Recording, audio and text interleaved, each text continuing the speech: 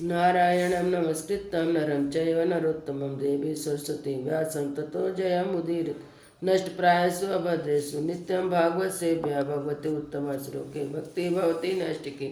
कृष्णाय वासुदेवाय देवकी नंदनाय च नन्दगोपकुमाराय गोविन्दाय नमो नमः। मूकं करोति वाचालं पङ्गुलङ्घ्यते गिरिं यत्कृपातमहं वन्दे परमानन्दं माधवं। श्रीचैतन्येश्वरं श्रीगुरुदीनतारिणम्। श्रीमद्भागवत महापुराण पंचम स्कंद अध्याय 16। भुवन कोश का वर्णन।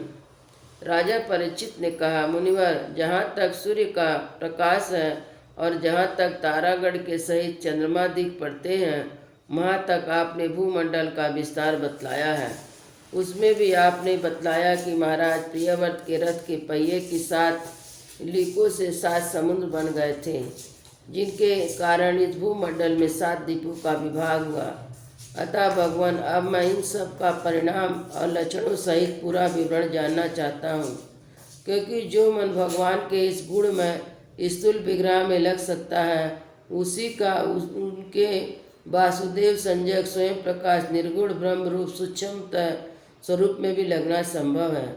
अतः गुरुवर, इस विषय का विशद रूप से वर्णन करने की कृपा कीजिए।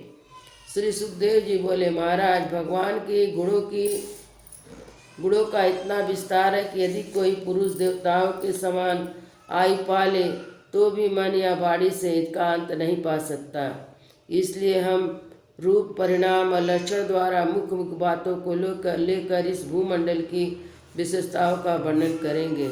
यह द्वीप जिसमें हम रहते हैं, भूमंडल रूप कमल के कोश स्थानीय जो 7 द्वीप है, उन सब में सबके भीतर है। इसका विस्तार 1,00,000 योजन और यह कमल पत्र के समान गोलाकार है। इसमें 9,9 हजार योजन विस्तार वाले 9 वर्ष हैं, जो इनकी सीमाओं के विभाग का करने के 8 पर्वत से बटे हुए हैं। इनके बीचों बीच इलावर्त नामक 10वां वर्ष है। इसके मध्य में कुल पर्वत का राजा मेरू पर्वत है। वह मानो भूमंडल कमल की कटका ही है। ऊपर से नीचे तक सारा का सारा सुवर्णमय और 1,00,000 योजन ऊंचा है। इसका विस्तार शिखर पर 32,000 और तलहटी में 16,000 योजन है और 16,000 योजन की वह भूमि के भीतर घुसा हुआ है, अर्थात भूमि के बाहर उसकी ऊंचाई 84,000 योजन है। इलावृत वर्ष के उत्तर में क्रमशः नील, श्वेत, शंखवान नाम के 3 पर्वत हैं, जो रम्य, किरणमय या कुरु नाम के वर्षों की सीमा बांधते हैं। वे पूर्व से पश्चिम तक खारे पानी के समुद्र तक फैले हुए हैं।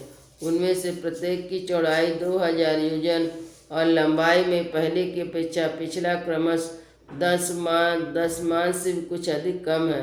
चौड़ाई ऊंचाई तो सभी की समान है। इस प्रकार इलाव्रत के दक्षिण की ओर एक के बाद एक निषद, हेमकूट और हिमालय नाम के 3 पर्वत हैं। नीलादि पर्वत के समान ये भी पूर्व पश्चिम की ओर फैले हुए हैं और 10,000 योजन ऊंचे हैं। इनमें क्रमशः हरिवर्ष, किम पुरुष, भारतवर्ष की सीमाओं का विभाग होता है। इलावर्त के पूर्व और पश्चिम की ओर उत्तर में नीला पर्वत और दक्षिण में निषेध पर्वत तक फैले हुए गंधमार्दन मालवा नामक 2 पर्वत हैं। इनकी चौड़ाई 2-2 हजार योजन है और एक भद्रास एवं केतुमाल नाम 2 वर्षों की सीमा में निश्चित करते हैं। इनके सिवाय मंदार, मेरू पर्वत, सुपार्श, कुमुदे 4 10-10 हजार योजन ऊंचे और उतने ही चौड़े पर्वत मेरू पर्वत के आधारभूत थुनियों के समान बने हुए हैं। इन चारों के ऊपर इनकी ध्वजा के समान क्रमशः आम, जामुन, कदम, बंड के 4 पेड़ हैं। इनमें प्रत्येक 1100 योजन ऊंचा और उतना ही शाखा वाला विस्तार है। इनकी मोटाई 100 योजन है। भरत श्रेष्ठ, इस पर्वत पर 4 सरोवर भी है, जो क्रमशः दूध, मधु, ईख के रस और मीठे जल से भरे हुए हैं। इनका सेवन करने वाले यक्ष, किन्नर आदि उपदेवों को स्वभाव से योग सिद्धि प्राप्त है। इन पर क्रमशः नंदन, चैत्ररथ, ब्रयभाजक और स्वरभद्रक नाम के 4 द्वीप उपवन भी है। इनमें प्रधान देवतागण अनेक सुर सुंदरियों के नायक बनकर साथ साथ विहार करते हैं। इस पर गंधर्व आदि उपदेवतागण इनकी महिमा का बखान किया करते हैं। मंदराचल की गोद में जो 1100 योजन ऊंचा देवताओं का आम वृक्ष है, उसमें गिरी शिखर के समान बड़े बड़े अमृत के समान स्वादिष्ट फल गिरते हैं। जब वे फटते हैं तब उनमें से बड़ा सुगंधित और मीठा लाल लाल रस बहने लगता है। वहीं अरुणोदा नाम की नदी में परिणित हो जाता है। यही नदी मंदराचल के शिखर से गिरकर अपने जल से इलावृत वर्ष के पूर्वी भाग को सींचती है और श्री पार्वती जी की अनुचरी यश पत्नियां इन जल का सेवन करती हैं। इनसे उनके अंगों में ऐसी सुगंध निकलती है कि उन्हें स्पर्श करने और बहने वाली वायु उनके चारों ओर 10-10 योजन तक सारे देश को सुगंध से भर देती हैं। इस प्रकार जामुन के वृक्ष से भी हाथी के समान बड़े बड़े प्रायः बिना गुठली के फल गिरते हैं। बहुत ऊंचे से गिरने के कारण वे फट जाते हैं। उनके रस से जम्बू नाम की नदी प्रकट होती है, जो मेरु मंदर पर्वत के 10,000 योजन ऊंचे शिखर से गिर कलिरावृत के दक्षिण भूभाग को सींचती है। उस नदी के दोनों किनारों की मिट्टी उस रस से भीग कर जब वायु और सूर्य के संयोग से सूख जाती है, तब वही देवलोक की विभूषित करने वाली जम्बू नदी नामक सोना बन जाती है। इसे देवता और गंधर्व आदि अपनी तरुण स्त्रियों सहित मुकुट, कंकड़ और करधनी आदि आभूषण के रूप में धारण करते हैं।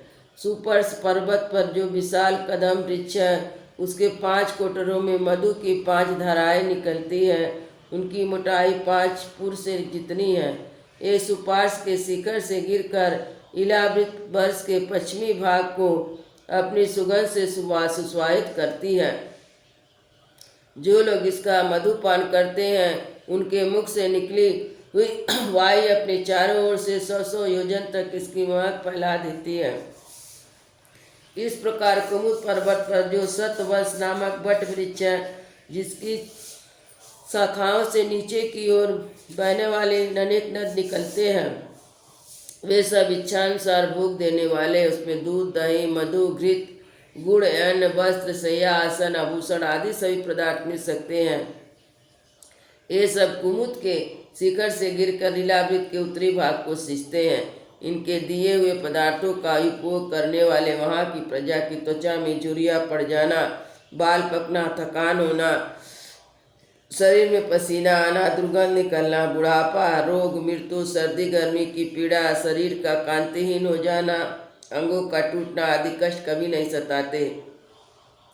उन्हें जीवन पर्यंत पूरा सुख प्राप्त होता है। राजन, कमल की कड़िका के चारों ओर से केसर होता है, उसी प्रकार मेरु के मूल देश में उनके चारों ओर कुरंग, कुकुर, कुसुम, बैंकट, त्रिकुट, शिशिर, पतंग, रुचक, निषद, श्रीनिवास, कपिल, शंख, बैदूर, जारुति, हंस, वृषभ, नाग, कालंजर, नारद आदि 20 पर्वत और हैं। इनके सिवा मेरु के पूर्व की ओर जठर और देवकूट नामक 2 पर्वत हैं, जो 18,000 योजन लंबी और 2-2 हजार योजन चौड़े ऊंचे हैं।